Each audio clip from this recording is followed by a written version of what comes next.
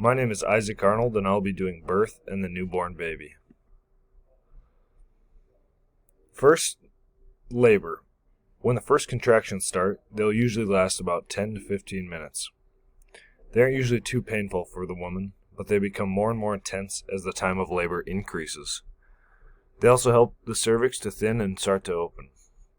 The first time a woman goes through labor may last up to hours or even days. Now, before the baby is born, there's some preparatory work that needs to be done, like trimming the pubic hair to prevent any type of infection for the baby.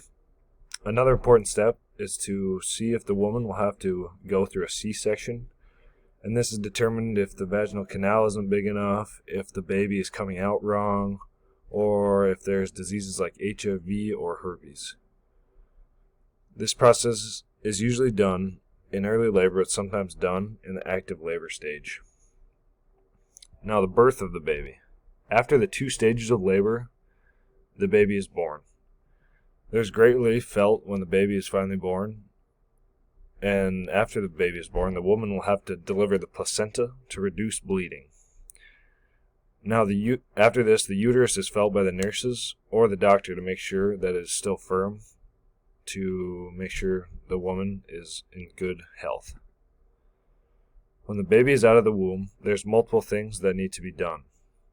The baby needs to be cleaned around the mouth so it can breathe, and the umbilical cord needs to be cut. After the umbilical cord is cut, the baby needs special eye drops that are made of silver nitrate to prevent any infections, and a vitamin K injection is given to the baby to make sure the blood clots right if there is any bleeding with the baby.